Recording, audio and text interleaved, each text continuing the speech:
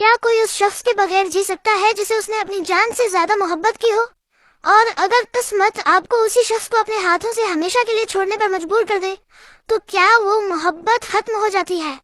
یہ کہانی ہے میری اور میری جان سے پیاری بیوی کی، جنہیں قسمت نے ملایا، محبت کی انتہا تک پہنچایا اور پھر ایک ایسے موڑ پر لا کھڑا کیا جہاں طلاق ہی ہمارا آخری راستہ تھا۔ سنیے ایک ایسی داستان جو آپ کے دل کو جھنجھوڑ دے گی۔ میرا نام کبیر ہے۔ میں ہمیشہ سے ایک عام سا لڑکا تھا جو زندگی کی بھیڑ میں اپنی ایک پہچان ڈھونڈ رہا تھا، لیکن میری زندگی تب بدلی جب میری زندگی میں انیا آئی۔ انیا، جس کے نام میں ہی ایک الگ سکون تھا، وہ ہمارے ہی محلے میں نئے شفٹ ہوئے تھے۔ پہلی بار میں نے اسے بارش کے ایک موسم میں دیکھا تھا۔ وہ اپنی چھت پر کھڑی تھی، بارش کے قطروں کو اپنے ہاتھوں میں سمیٹ رہی تھی۔ اس کے چہرے پر وہ معصومیت تھی جو آج کے دور میں کہیں کھو گئی ہے۔ مجھے پہلی ہی نظر میں اس سے محبت ہو گئی۔ وہ ایسی محبت نہیں تھی جو چند دنوں میں ٹھنڈی ہو جائے، بلکہ وہ ایسی محبت تھی جو روح میں اتر جاتی ہے۔ دھیمے دھیمے ہماری آنکھیں ملنے لگیں۔ میں روز اس کے کالج جانے کے راستے پر کھڑا رہتا، صرف اس کی ایک جھلک دیکھنے کے لیے۔ ایک دن جب وہ لائبریری سے نکل رہی تھی، اس کی کچھ کتابیں نیچے گر گئیں۔ میں دوڑ کر گیا اور ان کتابوں کو اٹھانے میں اس کی مدد کرنے لگا۔ جب ہماری انگلیاں ایک دوسرے سے چھوئیں تو ایک عجیب سا کرنٹ دوڑ گیا۔ شکریہ، اس نے دھیمی آواز میں کہا اور مسکرائی۔ اس مسکراہٹ پر میں اپنی پوری زندگی ہار سکتا تھا۔ اس دن کے بعد ہماری باتیں شروع ہوئیں، پہلے دوستی اور پھر دوستی کب محبت میں بدل گئی پتہ ہی نہیں چلا۔ ہم گھنٹوں فون پر باتیں کرتے۔ انیا مجھ سے کہتی، کبیر، اگر تم میری زندگی میں نہ ہوتے تو شاید میں جینا ہی بھول جاتی۔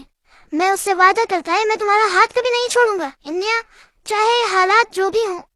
ہماری محبت گہری ہوتی گئی، لیکن ہم دونوں جانتے تھے کہ ہمارے خاندان تھوڑے الگ مزاج کے ہیں۔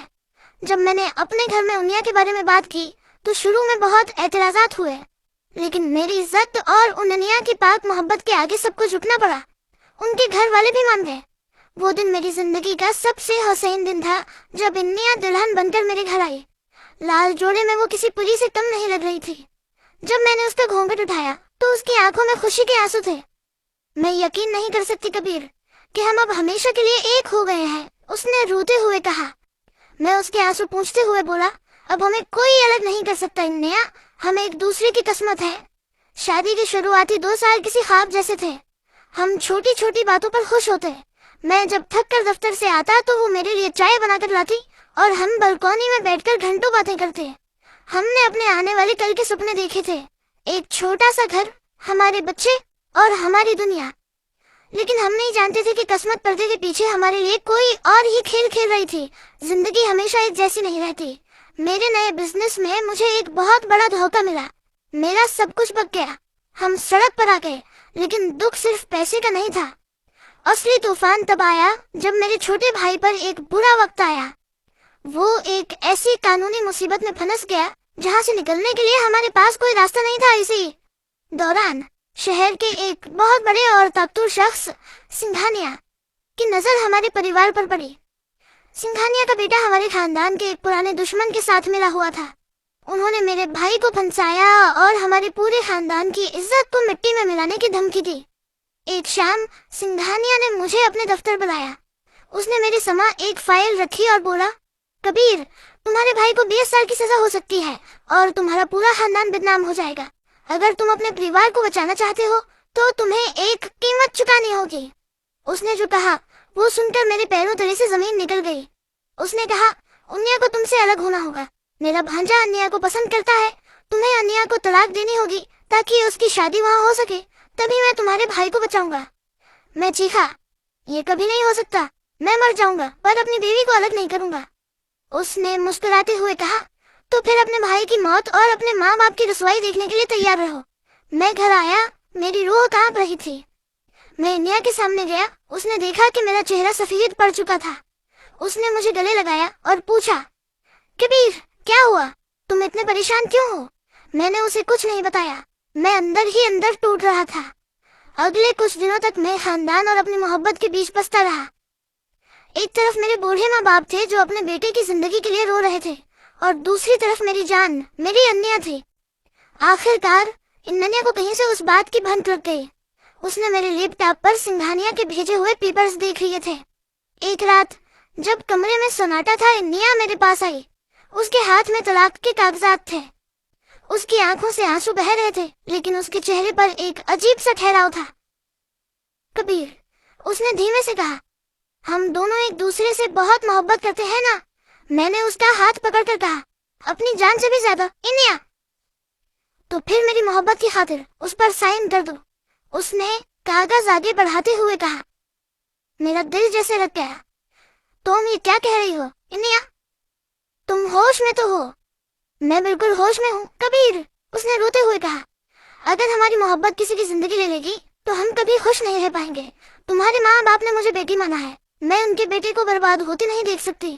ہم الگ ہو رہے ہیں کبیر، لیکن ہماری محبت کبھی الگ نہیں ہوگی. اس رات ہم دونوں بہت روئے. وہ رات ہماری آخری رات تھی. ایک دوسرے کے گلے لگ کر ہم نے پوری رات گزار دی، جیسے ہم اس وقت کو ہمیشہ کے لیے روک لینا چاہتے ہوں. کورٹ کا ماحول بہت سرد تھا. جج نے جب ہم سے پوچھا کیا آپ دونوں اپنی مرضی سے الگ ہو رہے ہیں، ہم دونوں کے گلے میں جیسے کانٹے چبھ گئے تھے. ہم نے ایک دوسرے کی طرف دیکھا. اننیا کی آنکھوں میں وہی محبت تھی، وہی درد تھا. اس نے دھیمے سے سر ہلایا. میں نے بھی بھاری دل سے ہاں کہہ دیا. جو ہی میں نے پین اٹھایا اور طلاق کے کاغذ پر سائن کیے تو مجھے لگا جیسے میں اپنے دل پر خنجر چلا رہا ہوں. انیا نے بھی کانپتے ہاتھوں سے سائن کر دیے. قانون نے ہمیں الگ کر دیا، قسمت نے ہمیں ہرا دیا. کورٹ سے نکلتے وقت سیڑھیوں پر انیا رکھی. اس نے میری طرف دیکھا اور کہا، کبیر، اس دنیا کے قانون نے ہمارا رشتہ ختم کیا ہے، لیکن اس خدا کے گھر تم ہمیشہ میرے رہو گے. اگلے جنم میں صرف تمہاری بنوں گی. وہ پلٹ کر چلی گئی. میں اسے جاتے ہوئے دیکھتا رہا. وہ میرے جسم سے میری روح لے کر جا رہی تھی. اس بات کو آج 5 سال بیت چکے ہیں.